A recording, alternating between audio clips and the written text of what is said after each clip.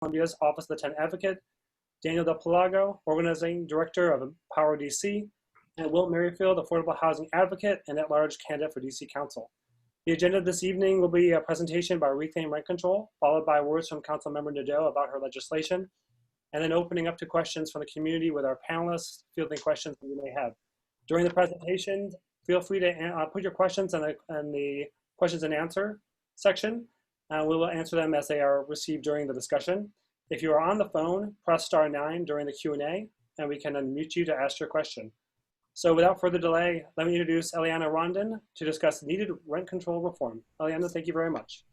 Hey everyone, my name is Eliana, and thank you for coming out tonight. I really appreciate you guys allowing me to be here and present on behalf of Reclaim Rent Control. So first, I'm gonna start by letting you know a little bit about Reclaim Rent Control. We're basically an organization just trying to strengthen and expand rent control to make sure that people who are born and raised here or help build the community are able to afford their rents and are allowed to stay in the communities they help build.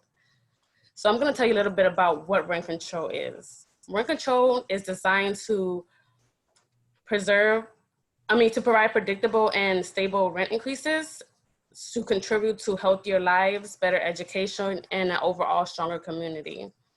Rent control prevents displacement, ensuring that the people who are from these communities, who have built these communities and been here for generations, can still stay here and thrive in their communities. Rent control also preserves affordable housing and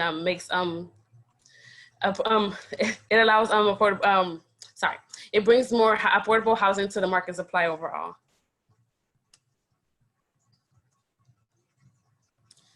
So approximately 90,000 families in the District of Columbia are protected under the current rent control laws.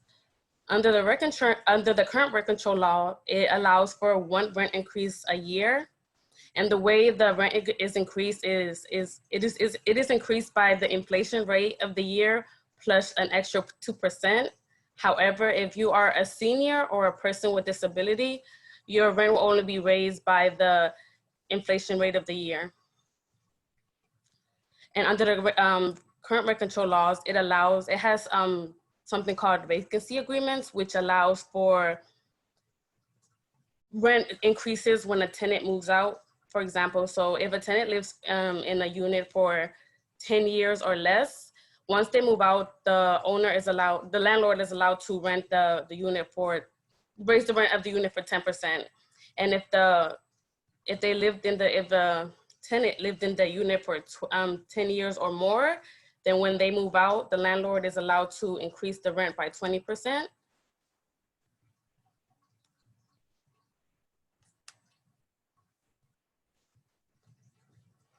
So even though we have these rent control laws in DCs, they're not working as well as they should.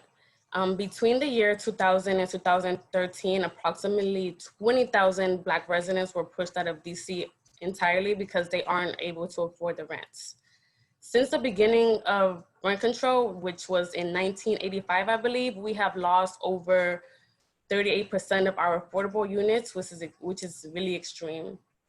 Our demands, we want to keep rent affordable for current residents and future residents.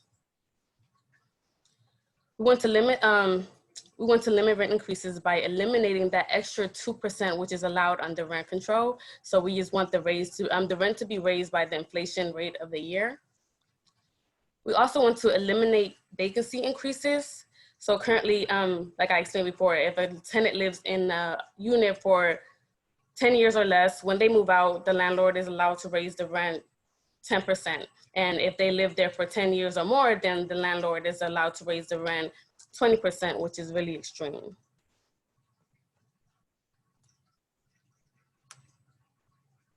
So I'm gonna give you an example why eliminating a 2% makes a difference over time. So this is a chart showing an example. So let's say if your rent starts at $1,000, under the current rent control laws, in 20 years, your rent could be raised up to approximately $2,000. Under our platform, which would eliminate that 2% and only allow the rent to be increased by the inflation of the year, your rent will only be increased from $1,000 to $1,325, keeping housing affordable in the long run, and it also aligns with the salary growth of the year.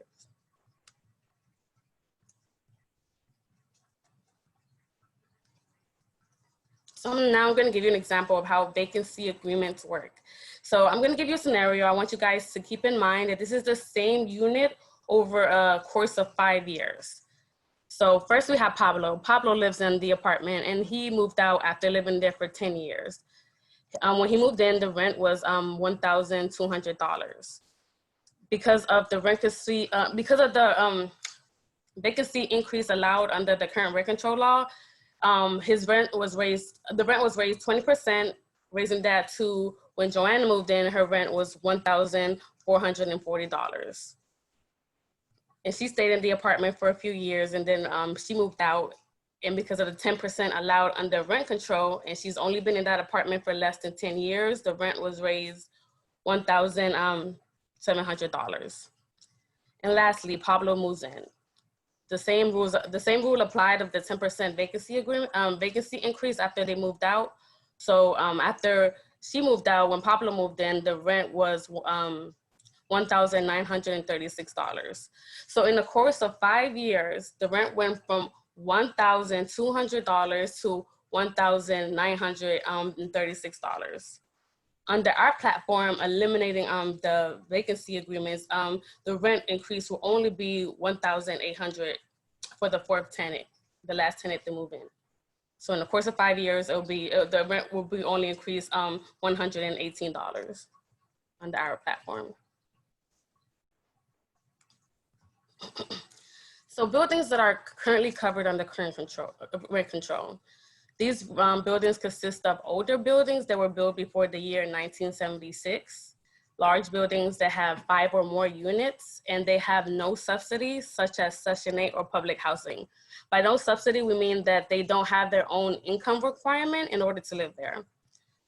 Our demands, we want to expand rent control. So we want to include buildings that are built, we want to include 4-unit buildings, and that would instantly add 8,000 units to the rent control housing supply.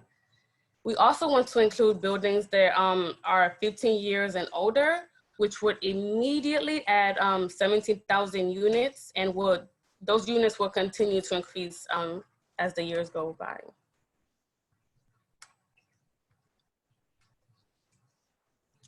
So I did, like I mentioned before, the rent control isn't working as well as it should be. So landlords often use petitions to raise rents well above what is allowed under the normal limits of rent control.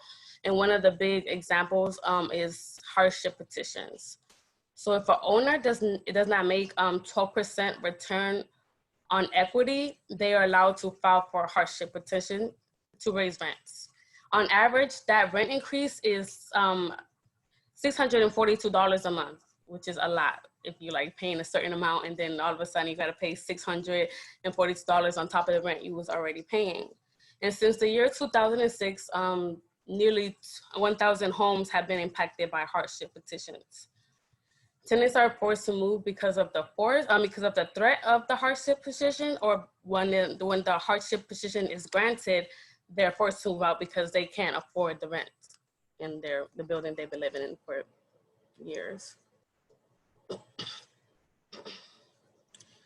So our demands, we want to protect the tenants from extraordinary rent increases. We want to have a better balance between the needs of the tenants and the needs of the landlords. So by doing that, we want to reform all of the housing provider petitions.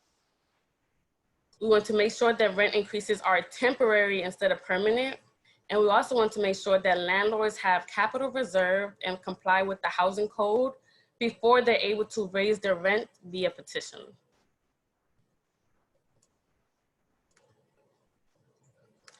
So a second tool that's often used to raise the rent well above the rent control limits are voluntary agreements. So owners make agreements with residents to keep their housing affordable for the rent affordable for them, but it will raise the rent for future residents in exchange of repairs. So the reason why, from my experience, I've been an organizer in DC for a while, what I've seen with voluntary agreements is they misuse it. So sometimes like they know that the people don't speak English and they'll only provide the petition in English, and they'll be like, oh, sign the petition and we'll fix the doorknob in the front door that it's supposed to be fixed. You know, you're supposed to have a working front door. So they'll use that to like they'll coerce people to like raise the rent to market prices, and that like it displaces long-term tenants. And in other cases, sometimes they'll buy out the tenant, so they are able to raise the rent to market prices. So in our platform, we want to eliminate the voluntary agreements.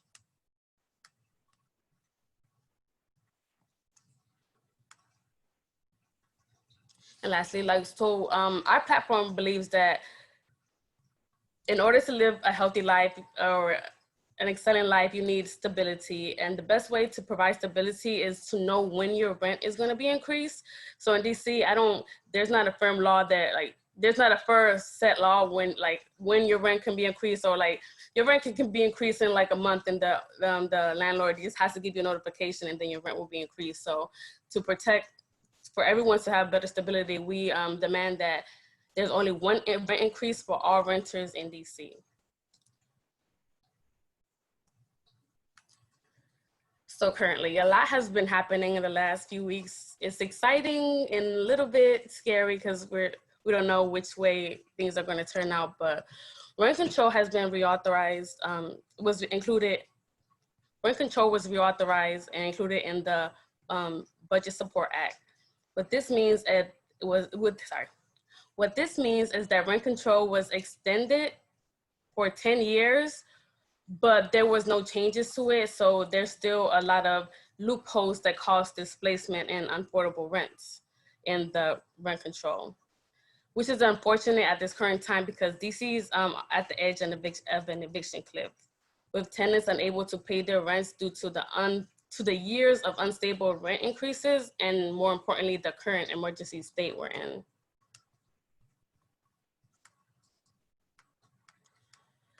Although the bill was passed without any like changes to the laws, fortunately, Councilmember Nadeau and Councilmember White introduced the Rent Stabilization Program Reform and Extension Amendment Act of 2020.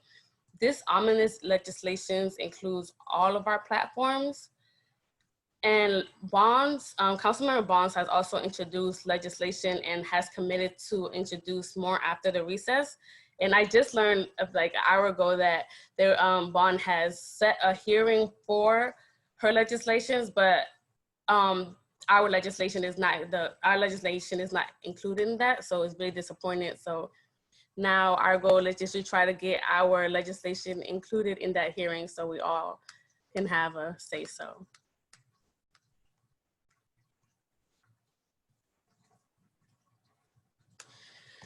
So the next step, we want to make sure that the legislation passes, so we want to get it in front of the committee so they can deliberate on it. And in order for the legislation to be passed, we do need 7 votes. And we are having a legislative training. So if you want to know more about our bill, and if you want to know more about Bonds' bill, so we're going to have like a whole breakdown of all our bills. We're going to have a 1-pager of like contrasting the bills. So if you would like to attend, we have a webinar, and I will also put the link in the chat so you can have more access to it, easier access to it.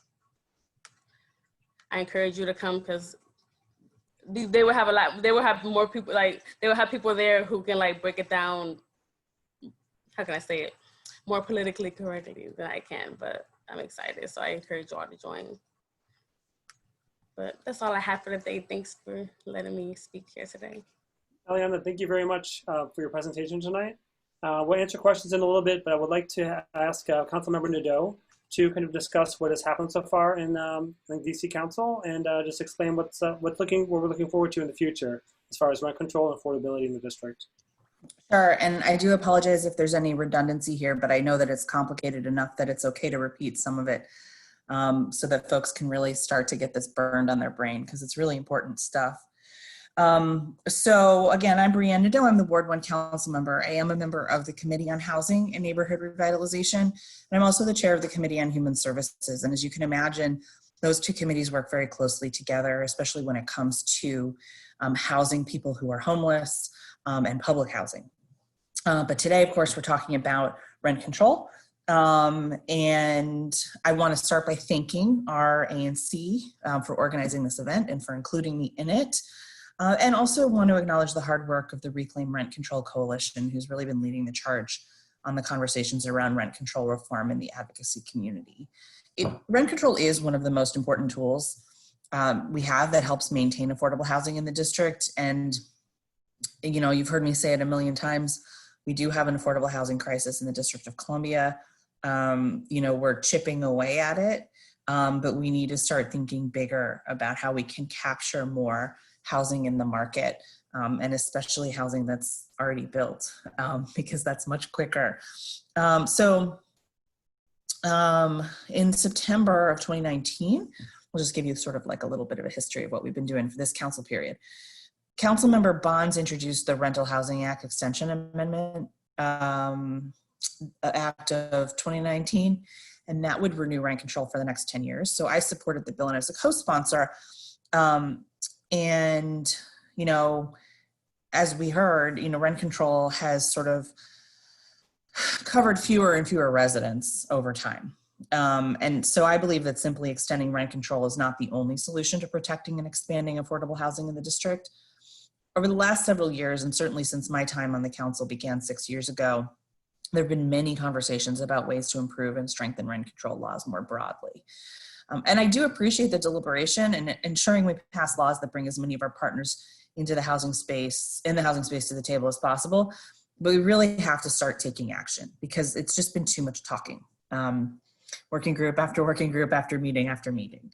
So my plan was going to be to amend that bill while it was moving through council. That's the bonds bill that would do the straight up reauthorization, because we had this hearing, several hundred people participated, lots of great suggestions. Reclaim Rent Control Coalition came out, talked about all of the priorities, multiple times mentioned it's not a menu, we have to do all of it. See, I heard you. And so my plan was, as the bill was moving, a moving vehicle, we would amend it in committee, then we'd bring it to the full council for a vote. So some of the ideas that we had talked about then, keeping rent control units affordable by capping annual rent increases at a lower rate, eliminating the extra 2% under the current law, expanding the scope of rent control to protect more tenants and preserve more affordability, eliminating vacancy increases, which we just talked about, closing loopholes in the petition process, and only allowing one rent increase a year for all rental housing in the district, which would be very good. So then what happened was we woke up one day and the chairman had included the rent control reauthorization in the Budget Support Act without really any consultation. And we had like hours to figure out what to do. So I was working on a number of other amendments and didn't have time to really prepare something. So what I did do on the dais was offer an oral amendment to strike it from the Budget Support Act. It was very clear that people were anxious about that. My colleagues were anxious about it because on the one hand, maybe it's not the best version, but on the other hand, there was this sense of if we don't do it now quickly, then what will happen to rent control? You know, what if we don't have time to reauthorize it? Well, of course, if you don't put it in the Budget Support Act, there's still going to be the pressure to do it by the end of the year. So I was kind of frustrated because in my mind, the best thing to do would have been to pull it out, have a full legislative record on it through a markup process, and then vote on it on the dais separately. But we didn't have the votes. It was very clear. And frankly, politically, I knew that if I had forced the vote on it, would have made many of our allies look bad voting against it. And I didn't want to do that knowing that we would need them for this bigger ask that we're about to do. And so that was why I ultimately made the decision to pull the amendment. But it was just so, I felt so blindsided because, like I said, I had this whole strategy in my head. We were going to amend it. It was going to go through committee.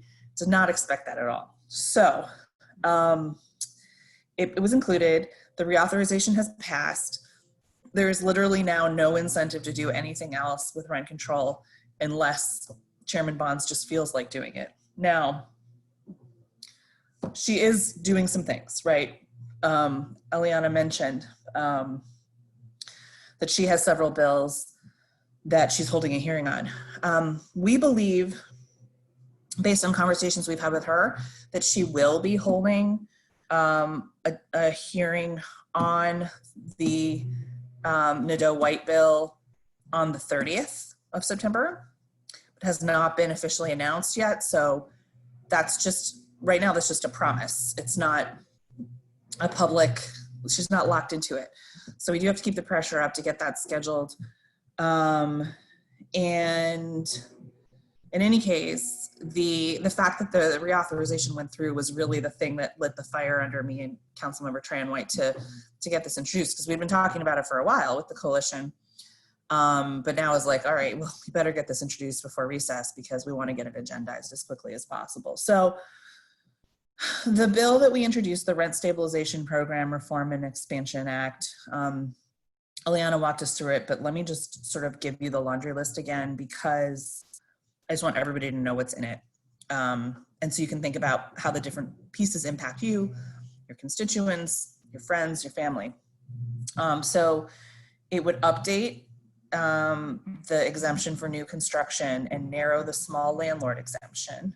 So that was the 5 units versus 4 units conversation. Eliminate the 2% from the CPI increase annually. Eliminate the vacancy increase. Clarify that rent increases not taken are lost.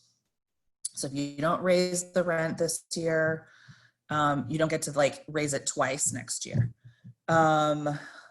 Let's see, limit rent increases and require notice for all tenants. Require replacement reserve for all petitions. Require housing code compliance for all petitions. Allow audit of landlords' books and records for all petitions. Make all petition increases surcharges. Change the hardship petition formula to focus on profit. Eliminate voluntary agreements. Tie capital improvement petitions to IRS standards, and tie substantial rehab petitions to IRS standards. So the things that I'm most excited about, they're all good, but the things that I'm most excited about are the proposals that expand the number of available rent control units. That's not going to surprise you at all. So the current law exempts buildings built before 1976 from rent control. The legislation updates this so that new buildings are only exempt from rent control for 15 years, which is great. Because this would expand rent control to 17,000 more units in the district. The current law exempts landlords with 4 or fewer units from rent control. Sorry, I misspoke earlier, 4 or fewer units. The legislation updates this exemption so that only landlords with 3 or fewer units are exempt from rent control. So that actually expands to 8,000 more units in the district.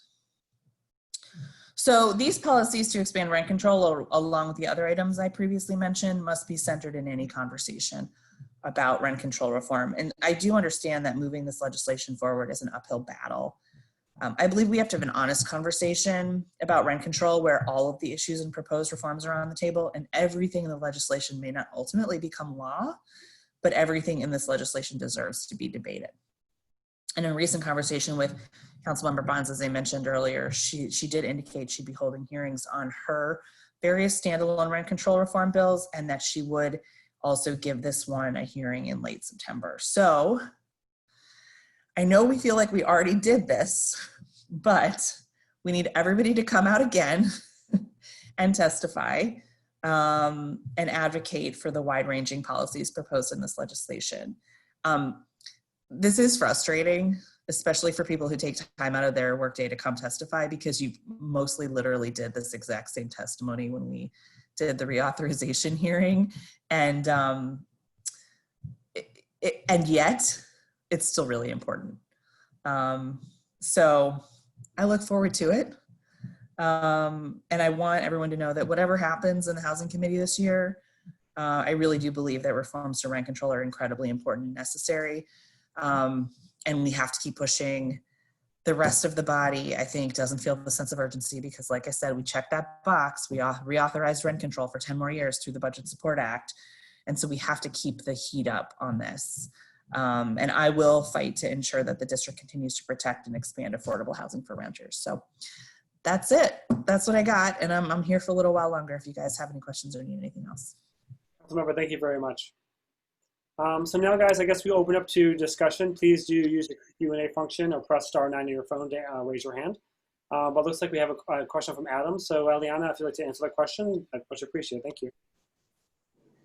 Sure.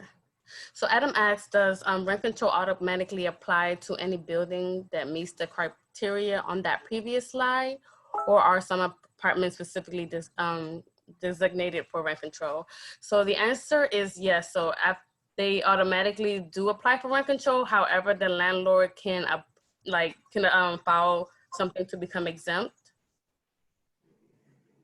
of rent control. Does that make sense? Yeah, thank you very much. So no other questions at the moment, but we'll ask the panelists. If you do want to introduce yourself and have a few minutes to discuss what you do, that would be great. And then as more questions come in, we can answer those. So I don't know if Joel, if you want to introduce OTA and kind of what you guys do and what you're working on and how you're helping with making DC affordable, I would appreciate that. Sure, absolutely. Well, first of all, thank you, Jason, and thank you, ANC 1A, for the invitation. We really appreciate the invite and also holding a forum on such an important topic for the tenant community in the district.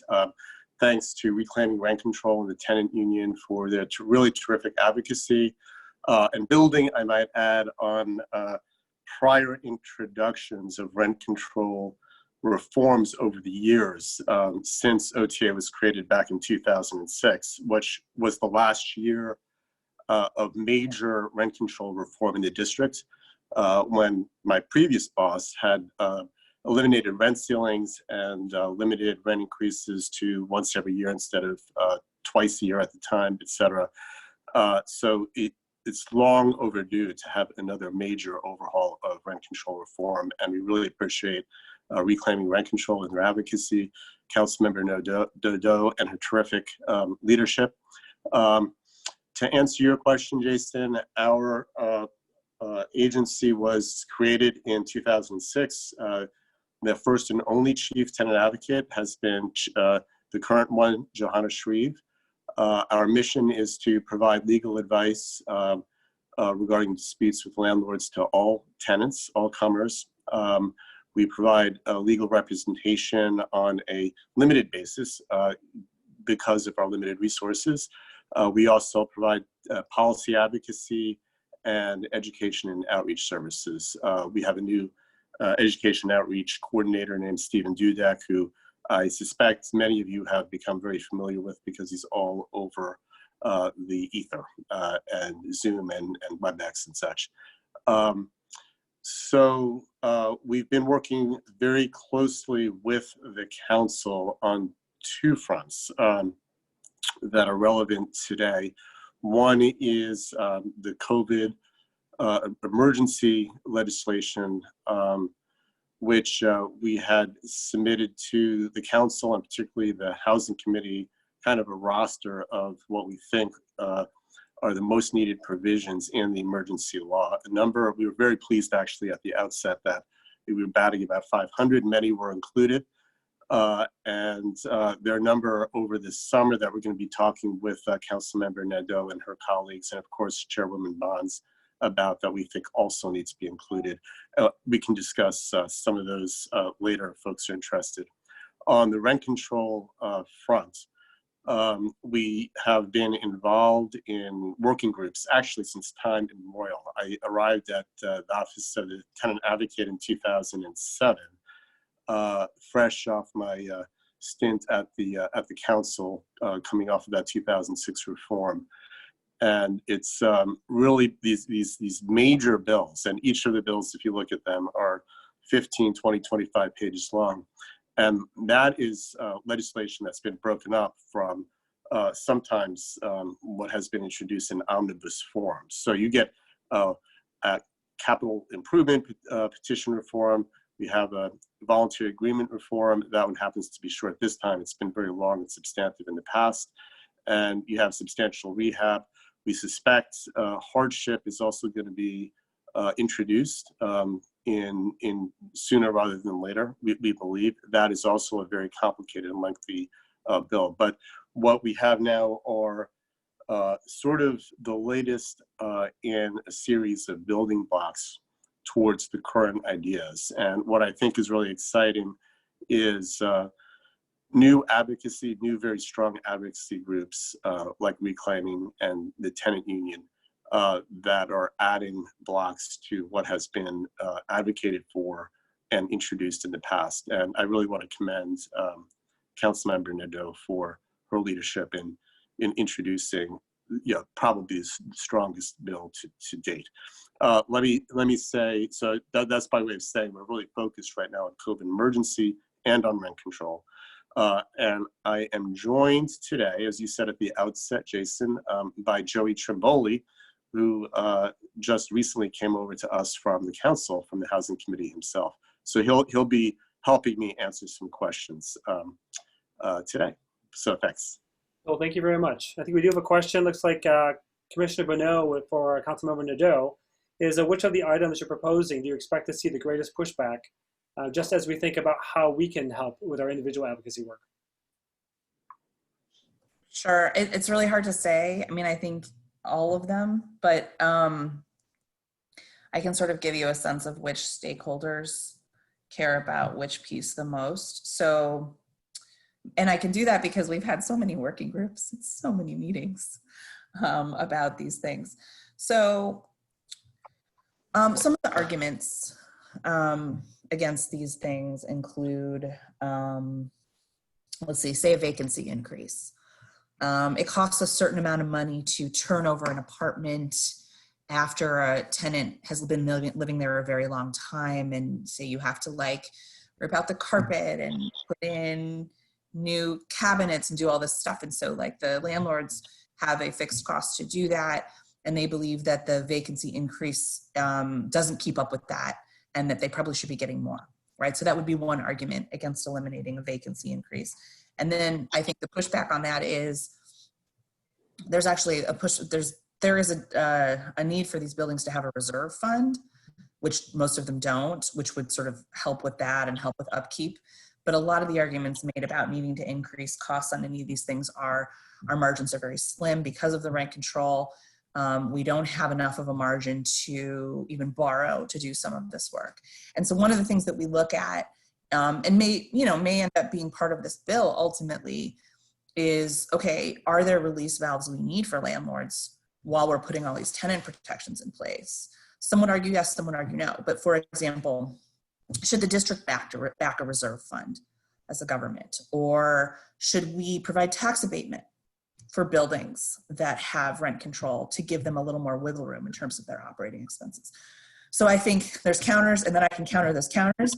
My thinking is that in order for us to make rent control work in the long term, government really does need to put some skin in the game.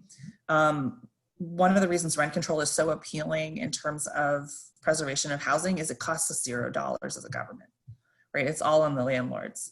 So that's a reality that we have to grapple with if we're going to be responsible about some of this.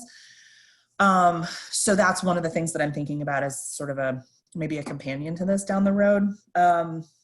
Let's see, pushback on the annual increase of CPI plus 2% was a compromise that was put into place probably when Joel worked on the council, maybe a little bit after that. And tenants believe it's too much and landlords believe it's too little. So that's a problem. So when we talk about eliminating it, landlords will say, but our costs are more than CPI, but our residents are not getting more than a CPI increase in their salaries, if they're even getting that, right? So how do you square that? Let's see what else. I could go on. I don't have to do all of these. I'm giving you a taste.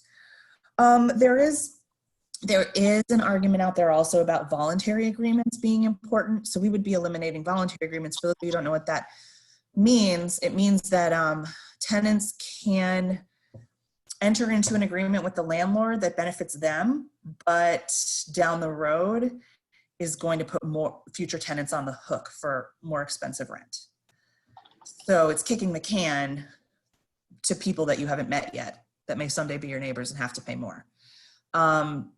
It's a good solution if you're trying to keep only the people in the building there right now, but it's not a good solution for long-term affordability.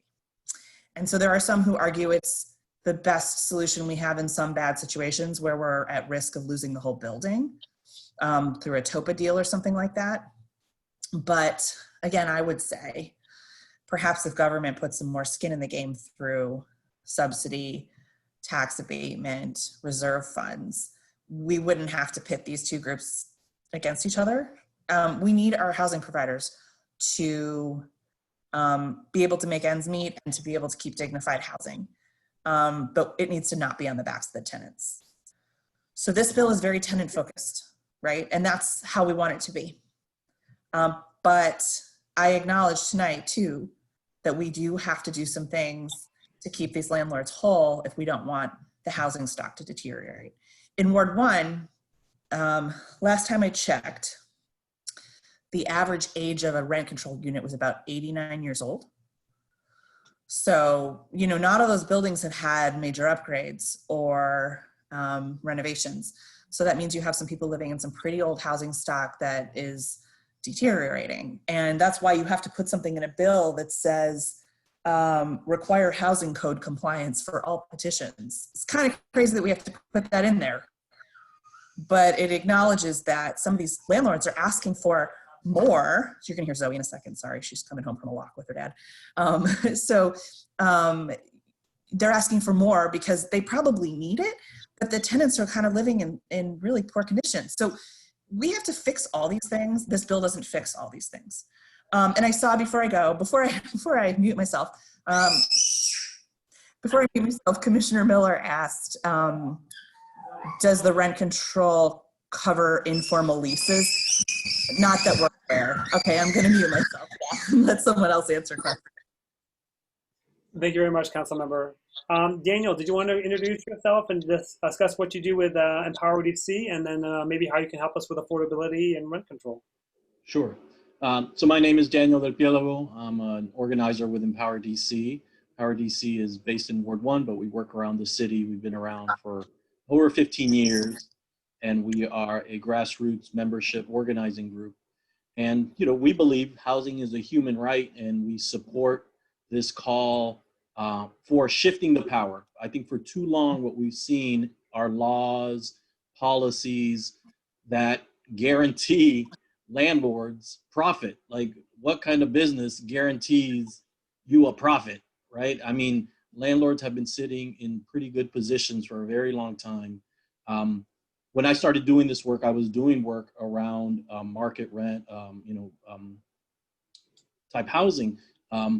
And we've seen the tricks that landlords use to push people out, the tricks that landlords use to increase rents and to split buildings up. So eventually people are displaced, are moved out, are pushed out. And of course, you know, they benefit by raising rents, as Eliana informed us at the beginning. So, you know, I think given now, especially as I believe Eliana also alluded to, you know, we are on the precipice of a deluge of evictions. So once again, residents are going to be hurt. The law is going to not favor them. So we need to strengthen rent control now more than ever as another way to preserve, I'll say, so-called affordable housing, because that's not even a correct term nowadays. I think that's a misnomer. The only real affordable housing that we believe exists in the city is public housing, which we run a campaign around. So I think it's important right now for residents to get organized, to speak up, and to say that, yeah, no longer are we going to allow this to be a one-sided game.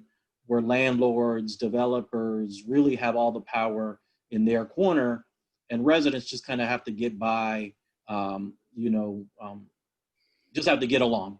I think that's wrong, and that needs to shift. And luckily, there are groups like Reclaim Rent Control, Tenant Union, our group, that are organizing people who are directly affected to really raise their voices and be involved. I thought it was, definitely not a good thing that there wasn't a direct hearing, as Councilmember Nadeau alluded to. Even these kind of almost sometimes very perfunctory vehicles for democracy, these faux vehicles for democracy, aren't even there. So, more than ever, we need the pushback. Daniel, thank you very much. Will, if you want to discuss your prospects and what you have to say about affordable housing and rent control. Thank you. Yeah, thanks very much. I appreciate you having me, and I really appreciate the work that Empower DC does, and the DC Reclaim Rent Control and the Tenant Union do. Before running for City Council, I was a staff attorney at the Washington Legal Clinic for the Homeless, and I represented tenant associations across the District of Columbia, going through large-scale redevelopment processes. So I was fighting with people in order to keep their housing affordable when it was threatened by large-scale redevelopment. And the work that organizers do in those situations is, some of the most important work in the city. So thank you to Daniel and Elena. Look, I think that our housing policy in Washington, D.C. is completely irrational. And I think it's irrational because it's completely controlled by developers. And I think it's controlled by developers because they donate money to get a lot of our city council people and our mayor elected. I represent the tenants at Brooklyn Manor. I want to give just one quick example. At Brooklyn Manor, there is a redevelopment plan in place. Brooklyn Manor is 535 units of deeply affordable housing. It's project-based housing. And it sits right up the street from the Rhode Island Avenue Metro. So at Brooklyn Manor, the developer is proposing to demolish all 535 units of deeply affordable housing that exists there now.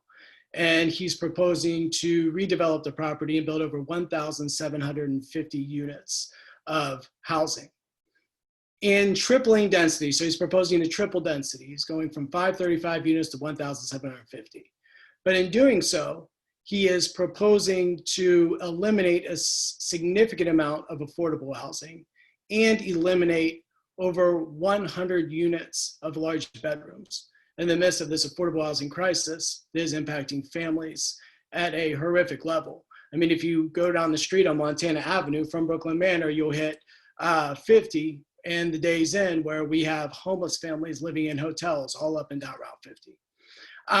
So that redevelopment plan, there was a tax increment finance bill put forward to give that developer $47 million in order to rip down a community, eliminate affordable housing, and eliminate large bedrooms. And not one person on the council, I went down to the council with the tenants from Brooklyn Manor, not one council member would vote against giving that developer $47 million to do what I just described. Not only would not one council member vote against that, but there was not one council member that would agree to take that bill off the consent agenda. So it passed without discussion. So when we think about, when we talk about the affordable housing crisis in Washington, D.C., it doesn't happen by accident. It happens because we are giving hundreds of millions of dollars of our taxpayer money and hundreds of millions of dollars of our public land to developers to build luxury apartments that working class people cannot afford. And anyone with eyes can see that is happening in the District of Columbia.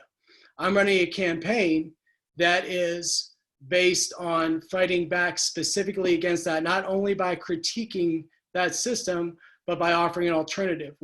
I'm running on a platform of social housing. Social housing is a system that exists in many parts of the world, all over the world. It's a much more rational form of housing policy.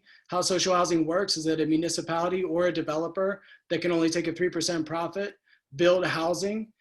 That housing is non-means tested. Anybody can access that housing, paying only 25 to 30% of their income and rent. So it's deeply affordable for people.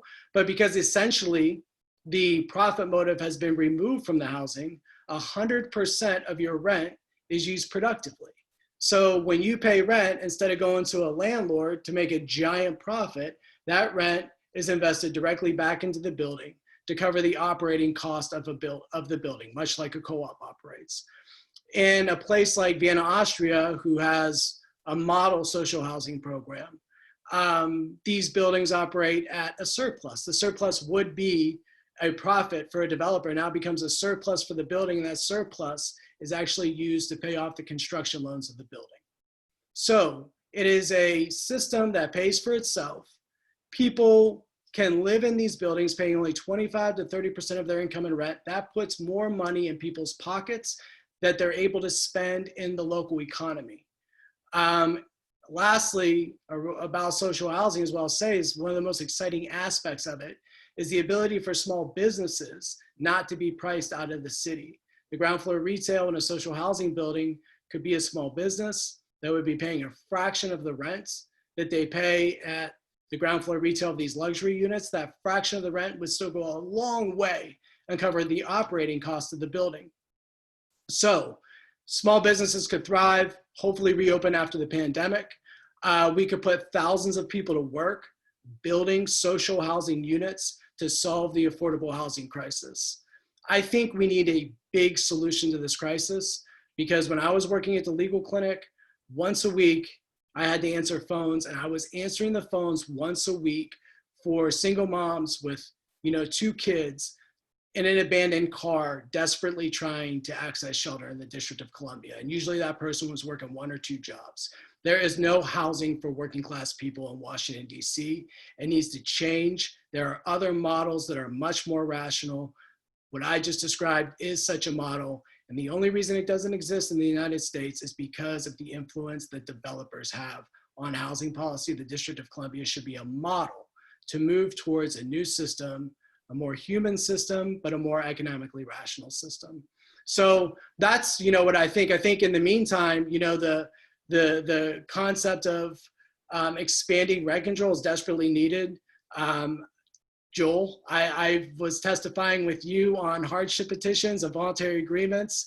I don't know, man, it seems like just yesterday, but that was like when I first, that was 6 or 7 years ago. We were talking, I was defending tenant associations where this, person would purchase a property for way more than they should have paid for the property. They would speculate on the property, purchase a property for way more than they should have paid. Then they would use the fact that they overpaid for the property to justify a giant increase on the tenants in order to drive out the tenants, so they could then bring, people that would be out of the rent control scenario in after that. So developers and landlords are going to game these systems. It's good to try to strengthen and close those loopholes, but we need a more rational system moving forward. Oh, well, thank you very much for that. And good luck as well. Right. I kind of going along with that, maybe Joel or Councilmember Nadeau can answer this question, but has there been thought about, instead of giving developers the vacant to vibrant kind of benefits of developing housing, is there any thought of the city purchasing housing and then maybe offering a rent-to-own program or something similar that would allow people, because I know a lot of people rent, as rent keeps going up, it's hard. But as Will said, if rent could go towards repairs and eventually you could own your unit, I think that'd be awesome for some families in DC who maybe would love to own a home but can't afford it. And then if the rent going up just makes it impossible for them to live in the neighborhood. Is there any thought to that? Well, I'm sorry, Councilmember first, please. Sorry, Joel. Then I think this is my last one. Unfortunately, I got to sign off around 8. But a couple things to keep in mind. One is we do have a program called DOPA, where after tenants have had the opportunity to exercise their right to purchase. I'm sorry, is that really loud? Can you be super quiet for mommy for 1 second? No, I don't want to be quiet. So after tenants have the first opportunity to purchase, if they decline, government can invoke our right. It hasn't been done before. It very recently got regs, but there is actually now a property in Ward 1 that we may have the opportunity to purchase through DOPA in Mount Pleasant. So we're just waiting to see what tenants decide to do. And then we have a partner queued up. The thing to keep in mind is that there's only one entity in even the quasi-district government that builds housing, and that is the Housing Authority. They're the only ones with development authority. And they aren't technically DC government, right? Their own independent. I have a bill that would change that, but that's a different conversation. So the challenge is that if you want to build something, you need a developer, even if it's our project. So that's something to keep in mind. You know, and I'm not suggesting that government get into the business of building housing either, because it's not our area of expertise, and probably we would screw it up. So that's something to keep in mind. And, you know, there are all kinds of different developers. Not all of them are for profit. And we do have a number of really great nonprofit ones that work in the District of Columbia that do wonderful affordable housing projects as well. So keep that in mind. Let's not only use developer as a dirty word. I think of them also as the people who build the housing. And so, you know, there are some nuances there. I want to say thanks. I have to pop out. As you heard, it's a little chaotic in our household. It's bedtime. So I really appreciate the opportunity to join you all, and look forward to continuing the conversation at the hearing September 30th. Thanks a lot. Thank you so much, Councilmember. Joel, do you have anything you wanted to add? Well, the council member explained DOPA very well and took the words right out of my mouth. Better words, that was the difference. But DOPA does exist as a district opportunity to purchase, parallel to the tenant opportunity to purchase. It is, however, limited. The district only, as a statutory matter, has the opportunity to exercise that right only if at least 25% of the units are deemed affordable. That doesn't mean affordable because they're rent controlled. That means affordable based on a relatively low AMI level. So DOPA is, I think, promising. Finally, this statute has been in place for a long time. As the council member mentioned, the regulations are now in place. It can be a very, very important and very effective program if it's done right. The mayor did mention it in her State of the District, I believe last year or perhaps the year before. And as the council member spoke, what occurred to me is, without getting too far ahead of the stated policy positions of our office or my chief, she does believe this is an important program, and a possible way to expand DOPA's eventual impact on affordable housing would be to increase the threshold, which really serves as a restriction on the number of buildings that get put up for sale that the district then has the opportunity to purchase. So that would be one thing I would want to talk to the council member about as a potential way to expand the impact of DOPA. It could be very, very significant. Yeah, thank you very much. I know Commissioner Edmondson is on, and I know she worked with her building to purchase. So that's a really great thing. And also, they're thankful that there is DOPA there to help us if the residents cannot afford to purchase the building themselves. So thank you very much for that. Let's see, I don't see any other questions at the moment. So if you have a question, if you want to raise your hand, you can talk live if you'd like to. Or if anyone else on the panel has anything that they'd like to say, please go ahead. You know, even affordability for housing doesn't stop at different levels, right? Even middle-income Americans have a hard time living where they want to live in DC. So that's why I think affordability is a all-encompassing problem in the city. And I really wish people could live where they want to live and not be displaced. So I'm thankful for all your time tonight.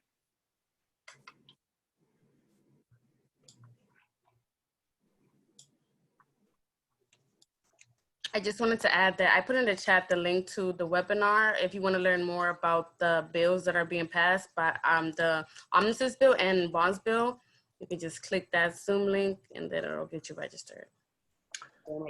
And Jason, I'll add on behalf of OTA that we again really want to applaud the advocacy efforts of the folks on the panel, and I think a lot of people listening as well, for tenants who are struggling right now, and especially with rent payment plans. Yeah, that's one of the probably top 3 areas where we're going to be looking to hopefully strengthen the law after when the council comes back from recess. But in the meantime, if you have a problem with a rental payment plan, perhaps even getting one, as is your right, if you can demonstrate a hardship. And I thought I was on mute for a sec. Sorry. Then please contact our office. Our intake number is 202-719-6560. And in terms of policy and what you think needs to happen, what's different now from the time 10 years ago or so that Will was referring to is that we have much bigger, much stronger, much more effective advocacy groups throughout the district.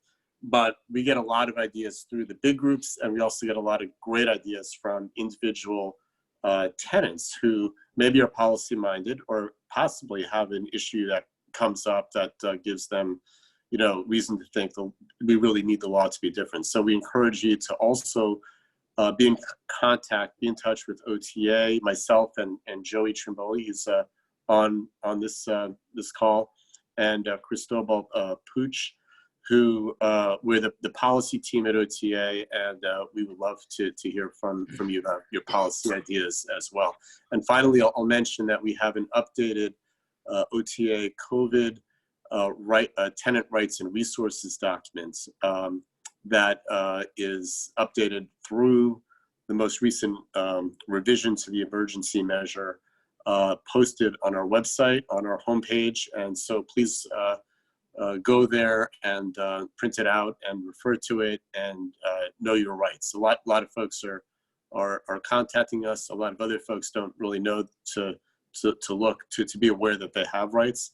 So please check out that document, and please be in touch with us if we can help you. Well, Joel, thank you very much. If you put your contact information in the chat, that would be great. And it looks like we have Commissioner Edmondson wanted to ask a question. Commissioner, are you on? I'm here. Can you hear me? Yes. Hi.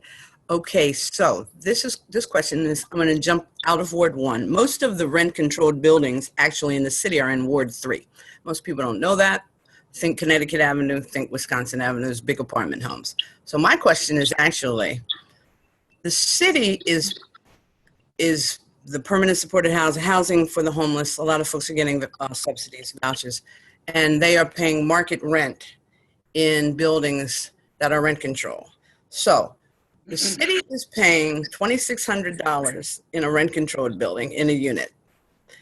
So that seems to me like that goes against the whole, that pits people that have worked in homeless services, because of course we want our homeless brothers and sisters to be housed, but that pits people who work in homeless services against rent controlled folks, because sure, we want folks in our buildings, but we don't want you to bust our rent control. If a landlord can get $2,600 and the building down and the unit down the hall is $1,000 because it's been $1,000 for 15 years or whatever, isn't that bad policy?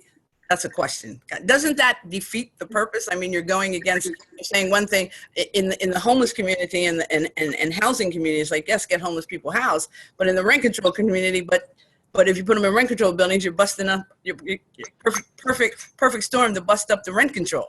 So that's my question to the gentleman from OTA. Okay, and I apologize, Commissioner. I was a little distracted. I'm very bad at the chat. Can you just summarize that question for me? I did hear about basically blowing up affordability, I believe, through developer, gets, I guess, through rent control. Well, no, I was saying the city is using subsidies, vouchers that are coming out of, for the homeless in rent controlled buildings, mostly in Ward 3. But what happens is that pits folks who work Yes. in homeless services against people who work in rent control, which I'm in both. So I'm torn. Like, sure, I want my homeless brothers and sisters to be housed anywhere they want to be housed in the city. But if a landlord can get $2,600 from the city for a unit that rents for $1,000 on another floor, that's a perfect storm for a landlord to empty the building or to, you know what I'm saying? So it's kind of it seems to me it's bad policy. Well, I think Very bad what's policy. relevant there, and I'm trying to get back to getting myself on video. Sorry, yes, I understand the question, I believe. So I think what's important to know is there are a lot of issues involving vouchers now. It's called an expanded, enhanced voucher that expands the units, the universe of units that someone with a voucher may now rent from, because the units that qualify has been limited by the fair market rent as established by HUD and by the DC Housing Authority. So what's happening in Ward 3 is more units with higher rents are now eligible for occupancy by voucher tenants. And yes, that's a good thing. But what has historically happened, and I say historically meaning the recent history, is that the housing provider, that unit is then effectively taken out of rent control. The district government is paying the differential between the amount that the tenant pays and the market rent, not the rent control amount. So that was one problem. A law was passed that at least gets that unit back into rent control at a more reasonable rate, rather than being calculated based on the market rate that was most recently charged for the unit because of the occupancy of the voucher tenant. So there was a slight improvement there, but I think, Commissioner, your point is extremely well taken. It's important, and there are other issues, tenant versus tenant issues. If you call OTA, we will tell anybody the same law, but we can't engage in terms of personal representation if it's tenant versus tenant, because by statute and because of other conflicts, we are restricted to tenant versus landlord issues. So I'll leave it there. You're asking really about the affordability of the unit, and I think there's been a slight fix there again, but there are ongoing issues. Does that help, Commissioner? Is that responsive? That helped. Thank you. Okay. So it's wonky and nuancy and complicated, so I hope I didn't get too wonky and nuancy. Well, you pointed out that when it's taken off, a rent controlled unit will be taken off the market, and then when it's leased at market rate with a person with a subsidy. And that kind of doesn't make a lot of sense. I mean, the city I think that's bad policy. That's all. I think that there's some way we have to figure out how to keep the unit rent controlled and still use the vouchers. That idea certainly has come up over the years, which is rent control units are, comes along with, as Daniel was pointing out, guarantees of profitability to the landlord. I do think that there needs to be a certain guarantee of profitability as a constitutional matter. We don't want to get into the territory of having a rent control law knocked out by the courts because we're denying some profitability to the landlord. The problem is 12%. Who gets a 12% rate of return? And I think it's very interesting, the various ideas that have come up since OTA proposed, I think initially 8 or 6% or something like that, based on certain analogous industries. But regardless, that's a different discussion. But you're asking, why should the unit come out of rent control to begin with? Because it's, at least the government would be paying less. They'd be paying the difference between the rent control amount and what the tenant is able to afford. So I think that's an excellent question. Thank you very much. Thank you. Thank you, Can I comment on that, actually? Very well. So it was a great question, Ms. Edmondson. I mean, I think what a lot of people, myself, I didn't understand until I started working, representing tenant associations, is the extent to which the city is subsidizing developers at the high end, giving money to build their luxury units, and then also subsidizing at like the voucher end. They're paying a lot of money. They've inflated the private market by subsidizing developers to build luxury units. Our market is not a real market. It's an artificial market. The city has subsidized its luxury development, again, because of developer influence. Developers are in control of policy. Then the city, through their subsidies, has to pay more in order to house people who desperately need housed, more wasteful spending. But I think the other thing that people don't understand is at the bottom end, the slumlord end of the market is also being subsidized by the city. And I saw this firsthand. I'm the tenant association attorney for the tenants that lived in the Congress Heights properties, which were owned by Sanford Capital. Those buildings, they were exiting families from shelter into those buildings through the rapid rehousing program, which is the program by which families are exited from shelter. Is a time-limited subsidy. So no reputable landlord will rent to anybody with this subsidy because market rent's $3,100 a month for a 2-bedroom apartment. So a landlord knows, hey, this person's coming out of the shelter system, even if she's working 2 jobs, 2 minimum wage jobs, no way at the end of this subsidy period, when that subsidy ends, is that person gonna be able to continue to pay this rent. So the district had no place to put people exiting shelter. So what did they do? They turned to the slumlord market. Tenants were being steered towards Sanford Capital. And no one would have known that if these tenants that were the tenant association up top of the Congress Heights building, they refused to leave when that slumlord tried to push them out in order to build luxury apartments. They refused to leave. It blew the lid off this whole system, and it showed that a tremendous amount of people were being housed in Sanford Capital properties all over the District of Columbia. Eventually, Sanford got kicked out.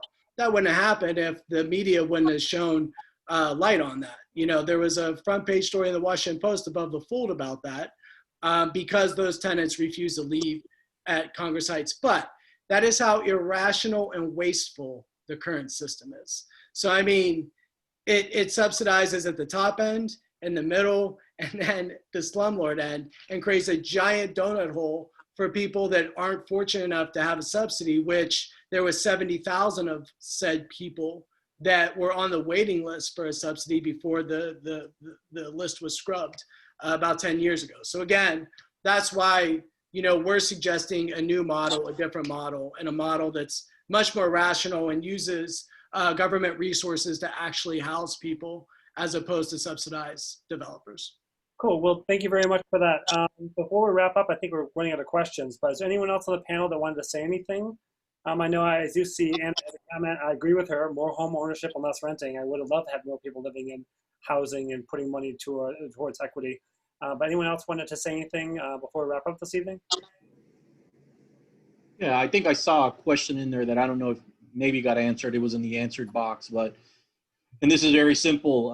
What can residents do aside from going down to the Wilson building? And, I think Will mentioned it, and we've talked about it several times, is build a tenant association. I mean, there is a lot of truth to, there are power in numbers. So I would encourage residents to organize themselves and, do great things. I know Ms. Edmondson, through, that type of model, was able to, create her co-op. I lived in a co-op. I lived in the Ella Jo Baker co-op right by Malcolm X Park, which, developers are salivating. Every day we would get, mailings, phone calls about, hey, you interested in selling your property?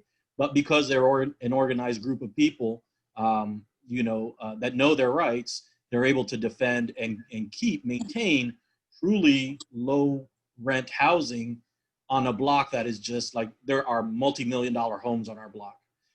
So just a word of encouragement to residents who may be listening, to people who may be listening that want to support renters out there is, the only real time you actually need a formal incorporated tenant association from the DCRA is when you go through a tenant purchase scenario. but having a group that meets often, that is aware about what's happening, and that is ready to fight back when needed is certainly something I would encourage here in closing. And thank you for the invite for being here this evening. Daniel, thank you very much. It kind of reminds me when I moved into a small apartment building in DC and I wanted to get all the renters together. We started a Google group, and the management company let me do that. I was surprised, and we discussed a lot of issues over that. Not quite the tenants association, but definitely a way to communicate about issues we're having together. Because as we know, the more we have, more people together, the more power we have, and the more change we can affect. I do want to thank you all for being here today, and thank Commissioner Ray for helping with the technical abilities with the Zoom webinar. We will post this on our ANC website, also our YouTube channel. So if you have any questions, please do follow up with us or with the presenters this evening, the panelists. And I really do thank you for coming out tonight, and be safe, and hope to see you again soon.